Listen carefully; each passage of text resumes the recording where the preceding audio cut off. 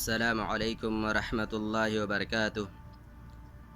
الحمد للہ رب العالمین والصلاة والسلام علی رسولہ الکریم، اما بعد فاعوذ باللہ من الشیطان الرجیم، بسم اللہ الرحمن الرحیم۔ رب اشرح لی صدری ویسر لی امری واحلل عقدۃ من لسانی یفقہوا قولی۔ پیارے سامعین، درس قرآن کے اس پروگرام میں آپ کا استقبال ہے، آپ کا بھائی آفاق احمد سنابلی۔ پیارے سامعین، درس قرآن کے اس پروگرام میں اس سے پہلے ہماری جو آپ سے گفتگو ہوئی تھی وہ یہ کہ سورہ فاتحہ کا ترجمہ اور اسی طریقے سے سورہ فاتحہ مکی ہے یا مدنی۔ آج ہماری گفتگو ہے سورہ فاتحہ کی سب سے پہلی آیت الحمدللہ رب العالمین پر۔ لیکن پیارے سامعین، اس سے پہلے میں چاہتا ہوں کہ سورہ فاتحہ کے حوالے سے کچھ کتابوں کا نام میں آپ کے سامنے ذکر کر دوں۔ پیارے سامعین، علم کا معاملہ بڑا ہی عجیب ہے۔ کسی موضوع پر گفتگو کرو، کوشش کرو کہ اس موضوع کے ہر پہلو کو اکٹھا کر لیا جائے، لیکن ایک انسان کے لیے یہ چیز ناممکن ہے۔ اس موضوع کا کوئی نہ کوئی حصہ چھوٹ ہی جاتا ہے، کیونکہ اکملیت اور کمال صرف اللہ رب العالمین ہی کی ذات کو حاصل ہے۔ میں نے اس سے پہلے آپ کے سامنے مستقل طور پر سورہ فاتحہ پر لکھی گئی کتابوں میں سے کچھ کتابوں کے نام ذکر کیے تھے، جن میں سب سے پہلی کتاب جو تھی وہ یہ امام الہند ابوالکلام آزاد رحمۃ اللہ علیہ کی ام الکتاب۔ اسی طریقے سے ایک اور کتاب علامہ ابن تیمیہ رحمۃ اللہ علیہ کے شاگرد رشید ابن قیم الجوزیہ رحمۃ اللہ علیہ کی مدارج السالکین کا بھی ذکر کیا تھا، اور اسی طریقے سے ایک کتاب کا اور بھی نام میں نے آپ کے سامنے ذکر کیا تھا، جس کتاب کا نام تھا تفسیر سورۃ الفاتحہ، تفسیرها فضائلها مقاصدها موضوعاتها فوائدها بلاغت آیاتها۔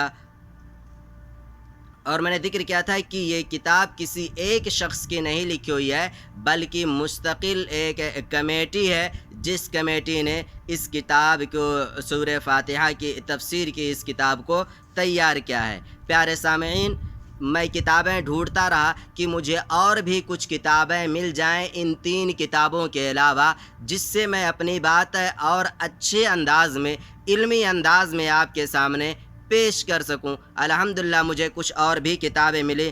ان میں ایک کتاب ہے تفسیر الفاتحہ ابن رجب البغدادی رحمۃ اللہ علیہ کی۔ ابن رجب البغدادی رحمۃ اللہ علیہ کی یہ کتاب ہے تفسیر سورۃ الفاتحہ۔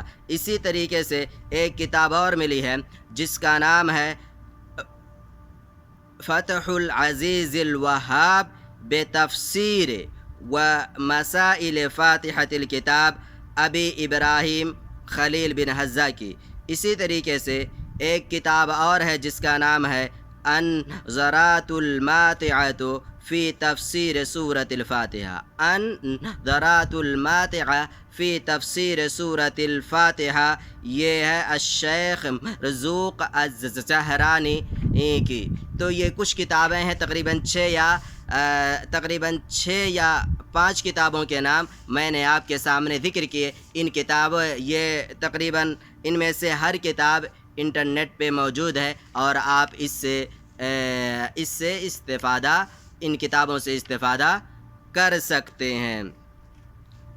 پیارے سامعین، آج ہماری موضوع گفتگو جو ہے وہ یہ ہے الحمدللہ رب العالمین کی تفسیر اور اس کا معنی و مفہوم۔ پیارے سامعین، الحمدللہ رب العالمین پر میں 2 اعتبار سے گفتگو کروں گا۔ نمبر 1 یہ کہ الحمدللہ رب العالمین، سورہ فاتحہ کی جو یہ سب سے پہلی آیت ہے الحمدللہ رب العالمین، اس کے ہر لفظ کا معنی آپ کے سامنے ذکر کروں گا۔ نمبر 2، الحمدللہ رب العالمین پر گفتگو، اگلی گفتگو میری جو ہوگی وہ یہ کہ عقیدے کے اعتبار سے اس پر گفتگو ہوگی۔ تو سب سے پہلے ہم دیکھتے ہیں الحمدللہ رب العالمین میں ہر لفظ کا معنی۔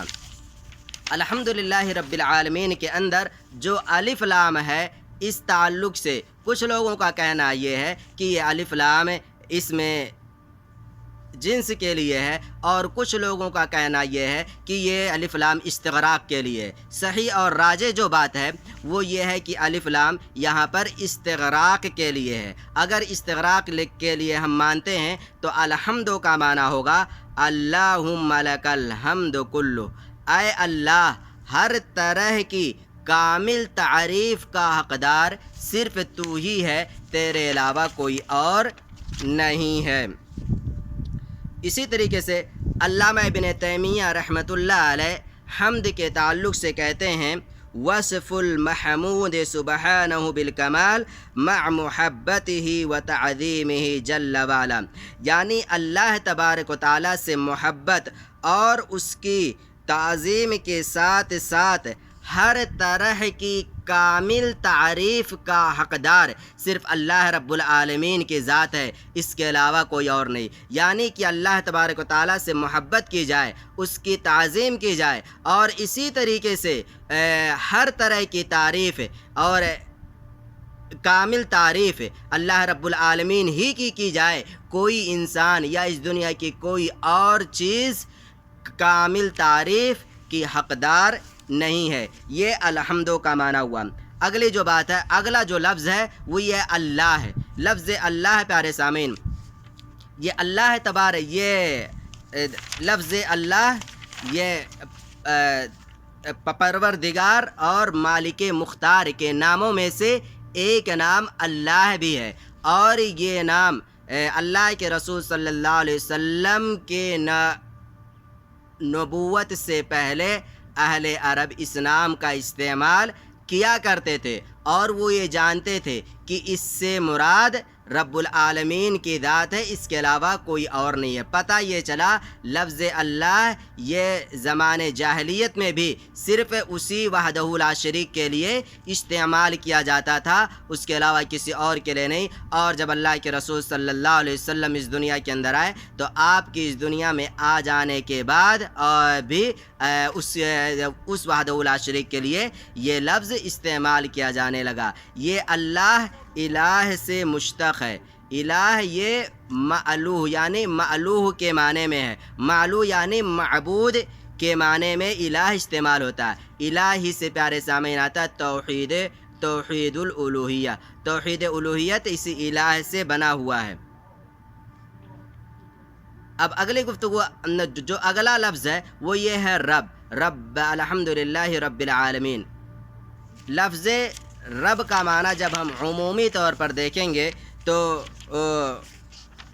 رب کا معنی آئے گا السید المالک المدبر، یعنی مالک، مدبر، تدبیر کرنے والا، اور اسی طرح آقا، اس کے لیے لفظ رب کا استعمال کیا جاتا ہے۔ لیکن جب یہ لفظ اللہ تبارک و تعالیٰ کے لیے استعمال کیا جائے گا تو علامہ ابن تیمیہ رحمۃ اللہ علیہ اس کا معنی کچھ اس انداز میں بیان کرتے ہیں الرب هو الربی الخالق الرازق الناصر الہادی، کہ رب وہ تربیت کرنے والا ہے، وہ پیدا کرنے والا ہے، وہ رزق دینے والا ہے، وہ مدد کرنے والا ہے، اور اسی طریقے سے وہ ہدایت دینے والا ہے۔ یعنی جب اللہ کے لیے یہ لفظ استعمال کیا جائے گا تو یہ ساری خصوصیات اس کے اندر موجود ہوگی، اور آپ جانتے ہیں یہ ساری خصوصیات اللہ کے علاوہ کسی اور کے اندر موجود نہیں ہے۔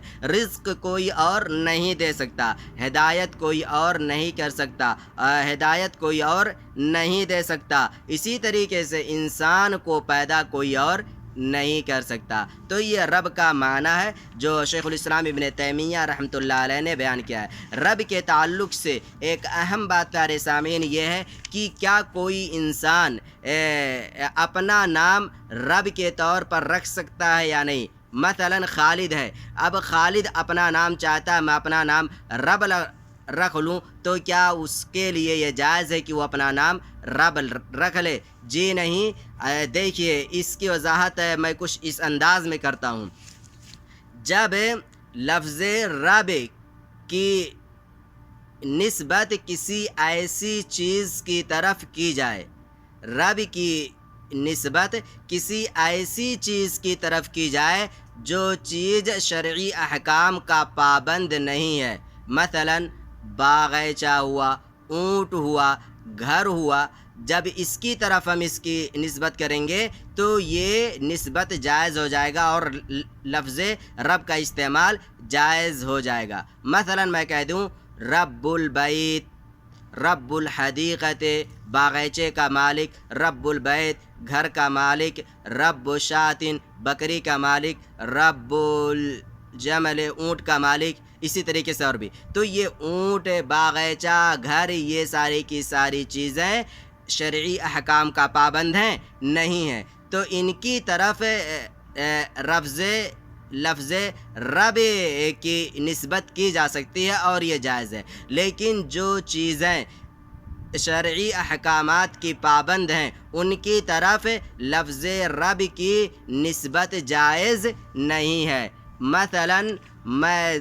مثلا خالد احمد سے کہتا ہے انت رب لی، تم میرے رب ہو. تو اب خالد یہ شرعی احکام کا پابند ہے، مکلف ہے شرعی احکام کا، تو اس کے لیے لفظ رب کا استعمال جائز نہیں ہوگا، چاہے مطلق ہو یعنی صرف لفظ رب ہو یا اس کے ساتھ کسی اور چیز کے اضافت کر دی جائے، جائز نہیں ہوگا. اسی طریقے سے کوئی شخص کہہ دے انا رب، میں رب ہوں، انا رب کا، میں تمہارا رب ہوں، تو یہ بھی جائز نہیں ہوگا. تو یہ لفظ رب کے حوالے سے میری گفتگو ہوئی. اسی طریقے سے اگلا جو لفظ ہے وہ یہ ہے العالمین. جانتے ہیں عالمین میں یہ عالمین جمع ہے، واحد آتا ہے عالم. عالم کہتے ہیں کل ما سوی اللہ، یعنی اللہ کے علاوہ جتنی بھی چیزیں ہیں، من اصناف المخلوقات فی کل زمان و مکان، یعنی ہر زمانے اور ہر وقت میں، ہر جگہ میں جو بھی مخلوقات اللہ کے علاوہ پائی جاتی ہیں، چاہے وہ انسان ہوں، جانور ہوں، فرشتے ہوں، یہ تمام کی تمام چیزیں عالم کے اندر شامل ہوتی ہیں. اللہ کے علاوہ جتنی بھی چیزیں ہیں وہ تمام کی تمام چیزیں عالم کے اندر شامل ہیں. تو یہ کیا کہتے ہیں، الحمدللہ رب العالمین کے ایک ایک لفظ پر ہماری گفتگو ہوئی. اگلی گفتگو انشاءاللہ ہماری ہوگی الحمدللہ رب العالمین کے اندر اللہ تبارک و تعالیٰ نے عقیدے سے متعلق جو اہم چیزیں ہو سکتی تھیں ان کا ذکر کیا ہے. یعنی عقیدے کی جو 3 قسمیں علماء کرام بیان کرتے ہیں، توحید ربوبیت، الوہیت، اسماء و صفات، یہ تمام کی تمام قسمیں صرف سورہ فاتحہ کے اندر ہی نہیں، سورہ فاتحہ کی سب سے پہلی جو آیت ہے الحمدللہ رب العالمین، اسی آیت کے اندر وہ تینوں قسمیں اللہ تبارک و تعالیٰ نے بیان کر دی ہیں. کس اعتبار سے انشاءاللہ اگلی گفتگو میں اس کی وضاحت کروں گا. والسلام علیکم ورحمۃ اللہ وبرکاتہ.